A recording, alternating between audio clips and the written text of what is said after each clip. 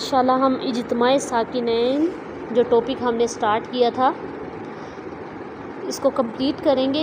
سب نکال لیجئے page number 101. پچھلے ٹاپک کے حوالے سے اگر کسی کی کوئی کنفیوژن ہو اجتماع ساکنین علی حدہ تو آپ بتا سکتے ہیں, اس کو ہم پہلے ڈسکس کر لیں, ادروائز ہم آگے چلتے ہیں. کلیئر ہے سارا پیچھے سے؟ سمجھ آ ٹھیک ہے, شاباش.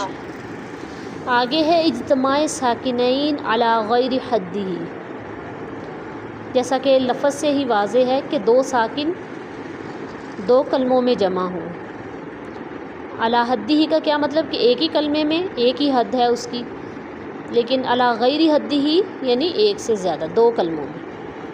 تو اس میں کیا ہوگا, یعنی دو ساکن اکٹھے آ جائیں نا تو ہم پڑھ نہیں سکتے ان کو پڑھنے کا جو ہے طریقہ کار کیا ہوگا. تو دیکھتے ہیں ہم تعریف اس کی کیا ہے. جب دو ساکن دو کلموں میں اس طرح جمع ہوں کہ ان میں تغیر و تبدل کیا جا سکے. اس کی چار قسمیں ہیں. یعنی اجتماع ساکنین علی حدہ میں کیا تھا, تغیر و تبدل نہیں کیا جا سکتا, جبکہ اس میں کیا جا سکتا ہے. اس میں کیا ہے, نمبر 1 حذف کرنا, نمبر 2 فتحہ دینا, نمبر 3 ضمہ دینا, نمبر 4 کسرہ دینا. حذف کرنا کیا مطلب, جب دو ساکن دو کلموں میں اس طرح جمع ہوں کہ پہلا ساکن حروف مدہ ہو تو اس کو گرا دیں گے. یعنی پہلا ساکن کیا ہے, حروف مدہ ہے, تو کیا ہوگا, جب دو ساکن دو کلموں میں جمع ہوں گے پہلا ساکن کیا ہوگا, حروف مدہ ہوگا, تو کیا کریں گے, اس کو گرا دیں گے حروف مدہ کو. ٹھیک ہے, وہ ڈراپ ہو جائے گا. اس کو کہتے ہیں حذف کرنا.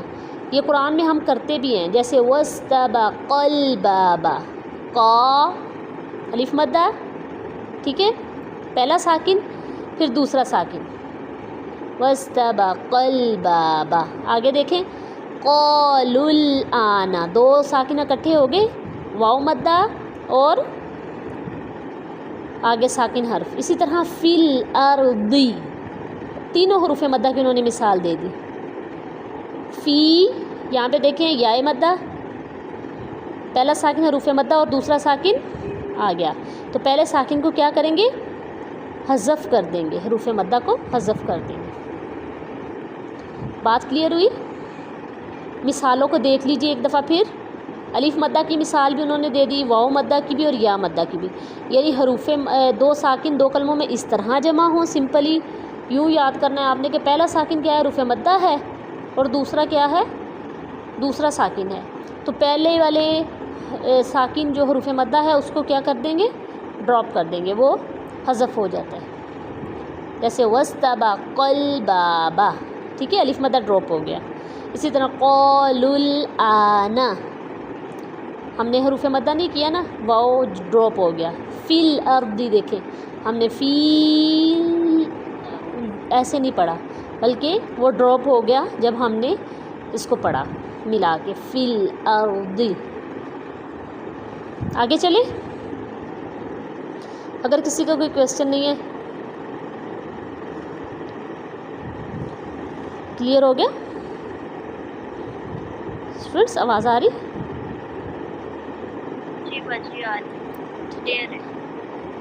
سیکنڈ کیا ہے, فتحہ دینا. جب دو ساکن دو کلموں میں اس طرح جمع ہوں کہ پہلا ساکن من جارہ کا نون ہو یا الف لام میم اللہ کا میم ہو تو پہلے ساکن کو فتحہ دے کر پڑھیں گے. جیسے من اللہ, یعنی کیا کہہ رہے ہیں کہ من جارہ کا نون ہو,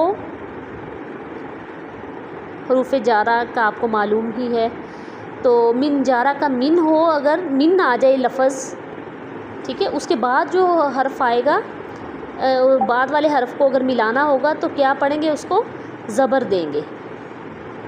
فتحہ کب دیں گے,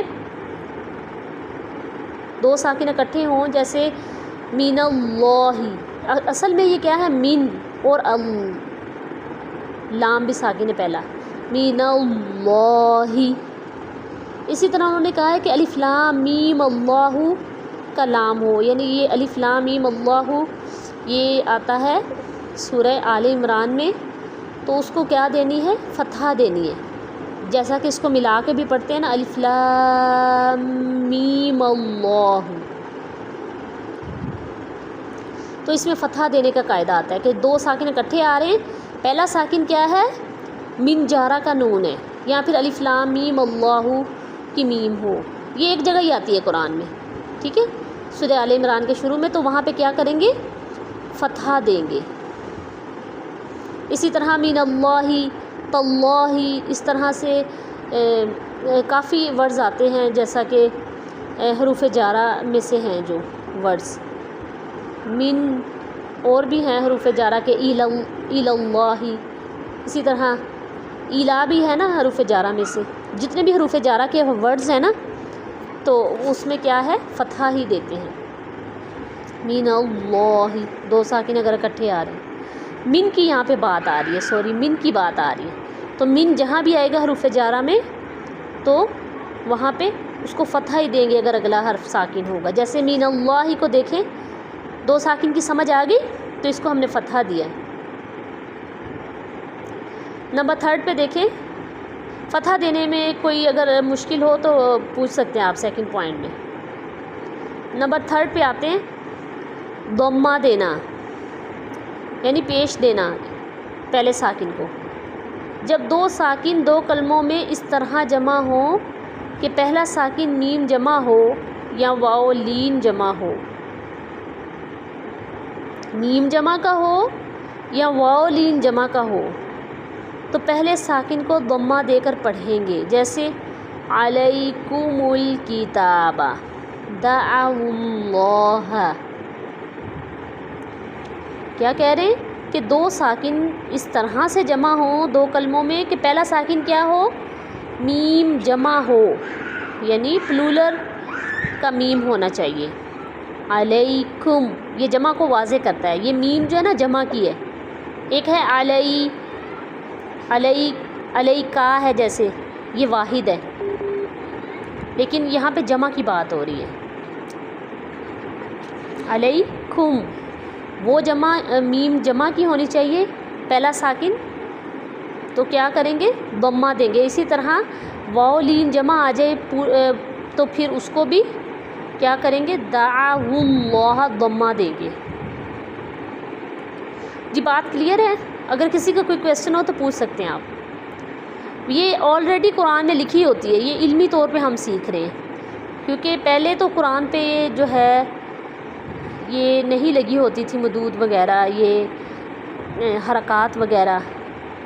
تو جو عربک جانتے ہیں ان کو تو پتہ تھا کہ اس کو علیکم الکتاب پڑھنا ہے، لیکن ہمیں نہیں پتہ تھا جو ہم جیسے اجمی ہیں.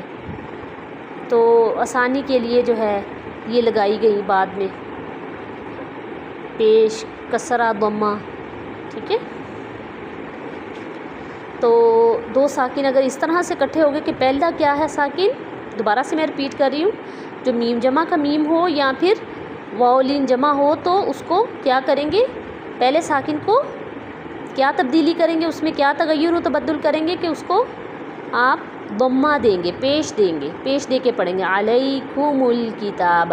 اگر آپ وقف کر رہے ہیں علیکم پہ، علیکم، ٹھیک ہے، آگے ملاتے ہوئے اگر پڑھیں گے تو پھر آپ وقف کر رہے ہیں تو ملاتے ہوئے پھر کیسے پڑھیں گے؟ علیکم الکتاب. اگر وقف کر رہے ہیں تو میم ساکن ہے، ٹھیک ہے. دو ساکن اکٹھے ہیں، سب کو سمجھ آ رہی ہے بیٹا؟ میری آواز کلیئر ہے بیٹا؟ کوئی آنسر کرے نا آگے سے کہ سمجھ آ رہی نہیں آ رہی. جی چلے شاباش. آگے نمبر 4 پوائنٹ پہ دیکھیے کہ کسرہ دینا، یعنی کیا تغیر و تبدل ہوتا ہے دو کلموں میں جب جو ہے دو ساکن اکٹھے ہو جاتے ہیں. تو چوتھا پوائنٹ اس میں کیا ہے؟ کسرہ دینا ہے. جب دو ساکن دو کلموں میں اس طرح جمع ہوں کہ پہلا ساکن مذکورہ تینوں صورتوں میں سے نہ ہو. مذکورہ تینوں صورتوں سے کیا مراد ہے کہ جو پہلے گزر چکی ہیں تینوں سچویشنز. کون سی سچویشنز گزر چکی ہیں؟ کہ پہلا ساکن نہ تو حروف مدہ ہو. نمبر 2 پوائنٹ پہ کیا ہم نے پڑھا؟ نہ ہی من جارہ کا نون ہو. اسی طرح نمبر 3 پہ ہم نے کیا پڑھا؟ نہ ہی میم جمع کی میم ہو اور نہ ہی واو لین جمع ہو. اس کے علاوہ اگر کوئی سچویشن آ جاتی ہے 2 ساکن 2 کلموں میں اس طرح جمع ہو کہ پہلا ساکن ان تینوں سچویشنز کے علاوہ ہو، مذکورہ تینوں صورتوں سے الگ ہو، تو پہلے ساکن کو کسرہ دے کر پڑھیں گے. جیسے قُلِ ادْعُوا اللَّهَ، ٹھیک ہے، کل یہ ہے کلمہ، لیکن کسرہ کیوں دی ہم نے؟ کیونکہ نہ تو پہلا ساکن حروف مدہ میں سے ہے، نہ ہی من جارہ کا من ہے، نہ ہی میم جمع ہے اور نہ ہی واو لین جمع ہے. تو ہم کیا کریں گے؟ باقی سارے جو 2 ساکن اکٹھے ہوں گے 2 کلموں میں ان کو کیا کریں گے؟ کسرہ دیں گے. قُلِ ادْعُوا اللَّهَ. اسی طرح احد اللہ.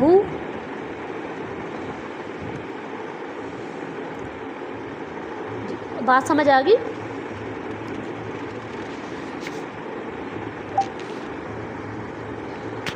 یہ سمجھ ٹھیک ہے، بارک اللہ فیک. ابھی کیسے جی آواز کٹ گئی آپ کی. جمع کی سمجھ آئی؟ پلیز دوبارہ بولیے گا.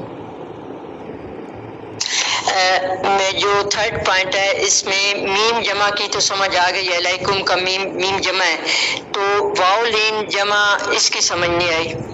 ٹھیک ہے، واو لین جمع یعنی واو لین حروف لین کتنے ہیں؟ 2 ہی ہیں، واو اور جا. ان دونوں اس سے پہلے فتح. ہاں جی، تو یہ حروف لین ہوتے ہیں. تو واو لین جمع یعنی حروف واو لین سمجھ لیں آپ، وہ جمع کی ہوتی ہے، ٹھیک ہے، وہ ہمیشہ جمع کی ہوتی ہے. واو لین سمجھ لیں آپ، واو لین جمع یعنی جب بھی آئے گی پہلا ساکن یہ ہوگا تو اس کو کیا کریں گے؟ واو لین جمع کو ضمہ دیں گے. ٹھیک ہے، واو لین جمع کی سمجھ آ گئی. حروف لین 2 ہی ہیں، واو لین کو واو لین جمع ہی کہتے ہیں. جمع کیا ہوتا ہے وہ؟ ہاں جی نہیں، گرامر او یعنی واو لین ہے نا، میں جو واو ہے واو لین ہے، لیکن جمع کی یا مجھے نہیں سمجھ آ رہی. جمع کیسے ہے؟ جمع یعنی جمع کا مطلب یہ ہے کہ زیادہ لوگوں کی بات ہے. دعوا اللہ، ان سب نے اللہ کو پکارا. ٹھیک ہے، ایک کی بات نہیں ہو رہی. جمع کا یہ مطلب ہے.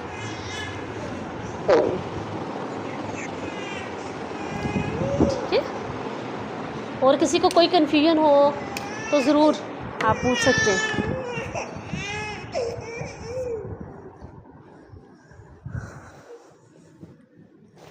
جی کلیئر ہے، بارک اللہ فیکم.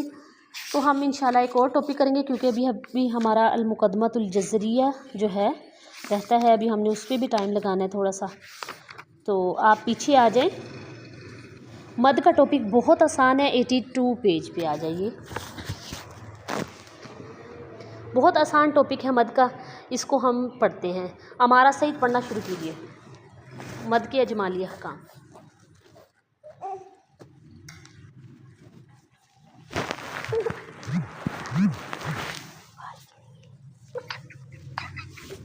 مد کے اجمالی احکام.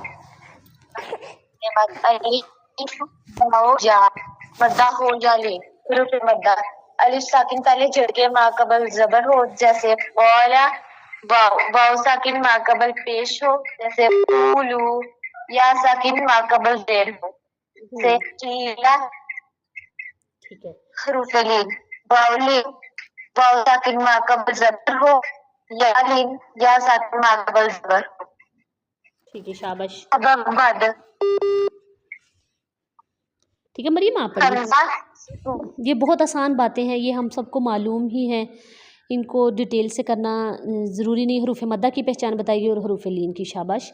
اب سبب مد یعنی کیا ریزن ہوتا ہے مد کرنے کا. ٹھیک ہے شاباش. ہم مریم آپ پڑھیے. حمزہ جیسے بیٹا اگر قالوا ہمیشہ نا نمبر 1 نمبر 2 اس طرح سے بولنا کریں گے نا تو پھر زیادہ ذہن میں رہتا ہے. اسی طرح جب آپ ٹیسٹ دیتے ہیں پھر بھی اس چیز کو ذہن میں رکھا کریں. گنتی بھی جو ہے امپورٹنٹ ہوتی ہے. ٹھیک ہے. یہ انشاءاللہ آپ کو یاد کرنے میں بھی ہیلپ کرے گی. نمبر 1 حمزہ جیسے جاء قالوا آمنا. نمبر 2 سکون یعنی جزم بھی جسے کہتے ہیں جیسے الآن نستعین. نمبر 3 پہ ہے تشدید جیسے تابہ الحاق. یعنی مد جو ہے ایک تو حروف مدہ ہیں جس کو مد اصلی بھی بولتے ہیں. ٹھیک ہے. ان کا تو ہمیں پتہ ہے الف واو یا اس کی پہچان بھی ہمیں پتہ ہے. لیکن مزید اس کو لمبا کرنے کا سبب کون سی چیزیں ہیں. نمبر 1 حمزہ آ جائے حروف مدہ کے بعد. نمبر 2 ساکن حرف آ جائے. نمبر 3 تشدید آ جائے. یہ باتیں نہیں بھولنی آپ نے. پیپر میں کویسچن آ جائے سبب مد کون کون سے ہیں آپ کنفیوز ہو جائیں پورا مد کا ٹاپک سنانے لگ جائیں. نہیں, ان کو نمبرنگ سے یاد کریں کہ کس وجہ سے مد جو ہے ہوتی ہے. نمبر 1 حروف مدہ کے بعد حمزہ. نمبر 2 ساکن حروف مدہ کے بعد. نمبر 3 تشدید آ جائے حروف مدہ کے بعد. تو پھر ریزن بنتا ہے زیادہ لمبا کرنے کا. اب ہم دیکھتے ہیں قاعدہ چھوٹی مد اور بڑی مد کیا مطلب اس کا. پڑھیں ذرا. جی. قاعدہ چھوٹی مد محل مد کے بعد سبب مد نہ ہو تو چھوٹی مد ہوگی. کیا جیسے مطلب. قال. شاباش.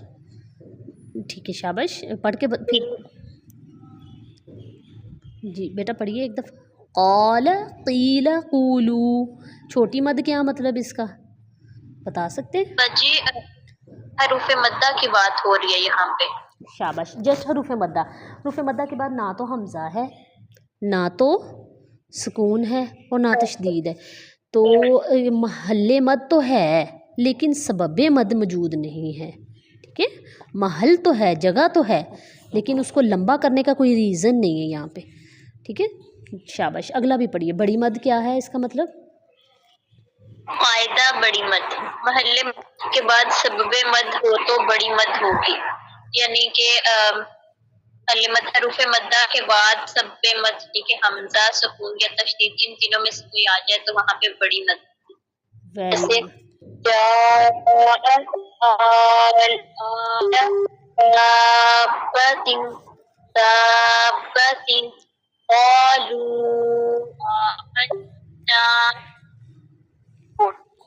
اگر محل مد کے بعد سکون عارضی ہو یعنی وقت کی صورت میں جیسے الرجیم الرحیم نستعین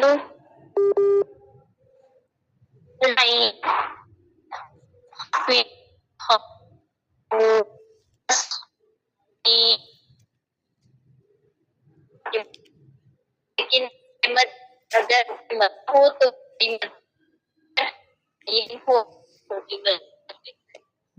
کیا سمجھ آئی.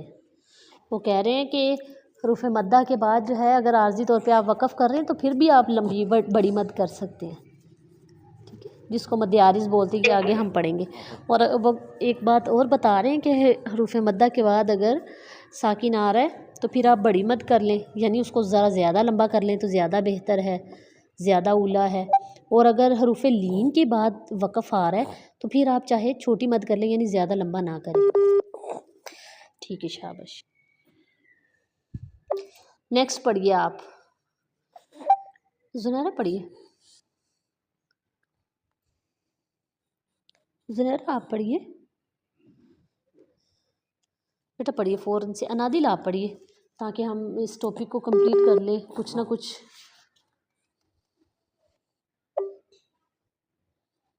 جی میری آواز آپ پڑھ لیجئے. پھر کون ہے جنہوں نے نہیں پڑھا. فائزہ آپ نے نہیں پڑھا. آپ پڑھیے.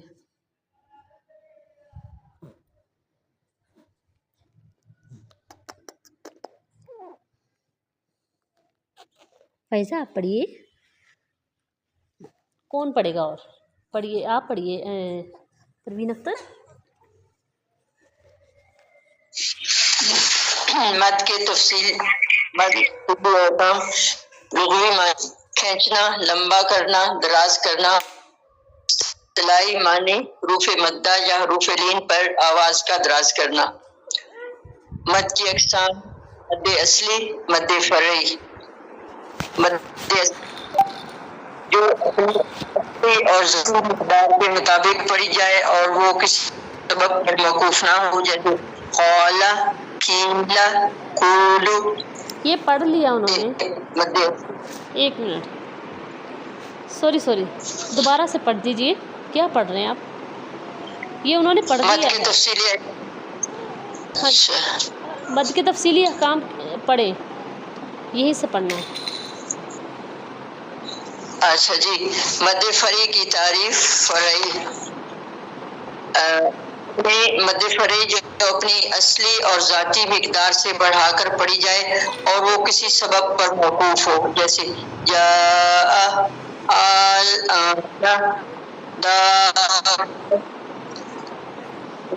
ٹھیک ہے.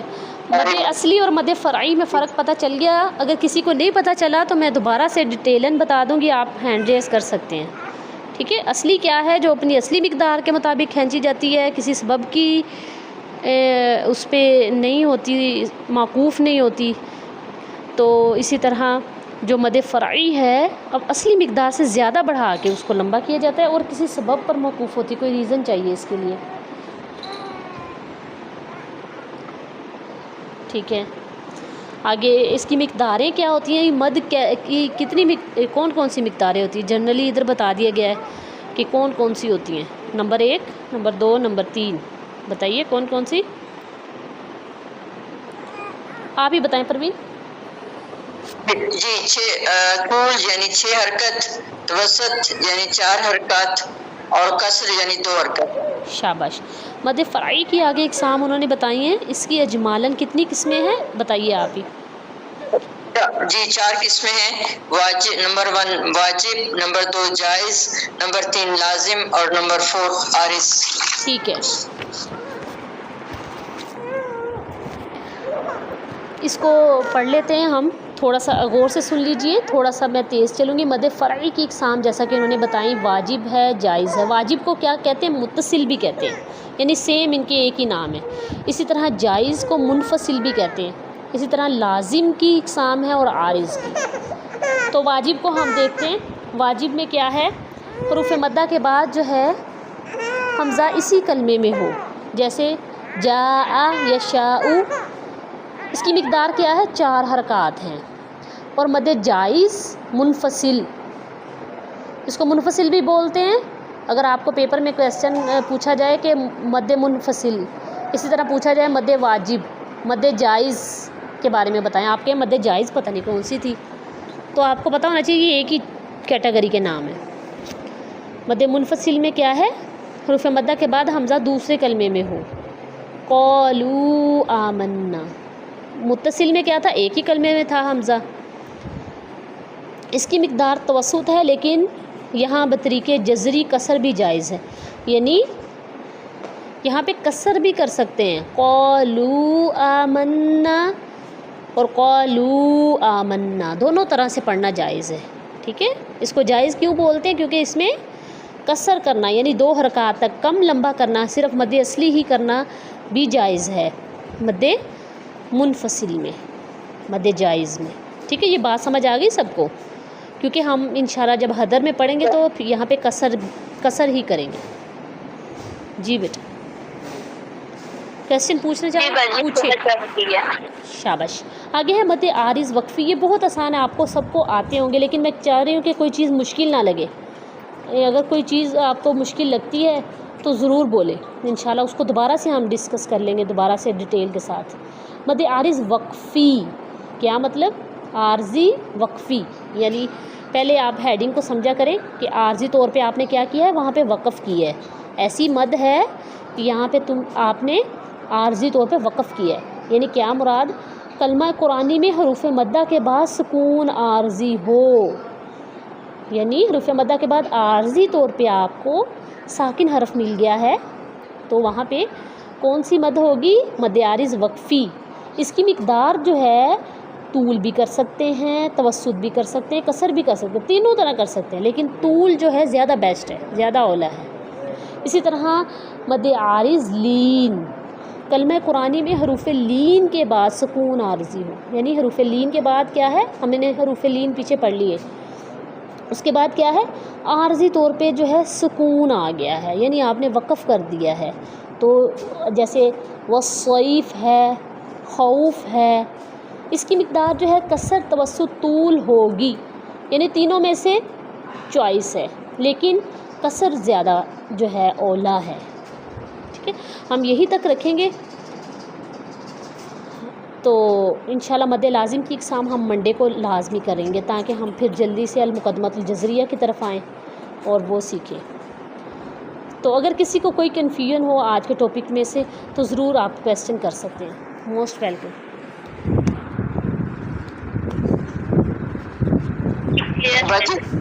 مقدمۃ الجزریہ ہم نے بک ابھی تو نہیں لی، وہ لے لیں بک؟ ہاں جی لے لیں تو بہت بیسٹ ہے، کیونکہ آپ کو اشعار یاد بھی کرنے ہوں گے، تو لے لیں گے تو زیادہ ایزی ہوگا. پی ڈی ایف سے پڑھنا ذرا مشکل ہو جاتا ہے کبھی، تو ٹھیک ہے، لے لیں، زیادہ بیسٹ ہے. بہت اچھی بک ہے، تجوید کے اسٹوڈنٹس کے پاس ہونی چاہیے. ٹھیک ہے جی، بارک اللہ فیکم. آپ نے اچھے سے دونوں ٹاپکس کو ریڈی کرنا ہے اور لکھنا بھی ہے ساتھ ساتھ. اور کچھ لوگوں کی جو ہے کاپیز میرے تک نہیں پہنچی، ڈیٹ اوپر گزر گئی ہے، تو فوراً سے بھیج دیں. ٹھیک ہے، آپ لوگ مارکس تھوڑے سے کٹ ہوں گے، لیکن بھیجیں جنہوں نے نہیں بھیجی ابھی تک.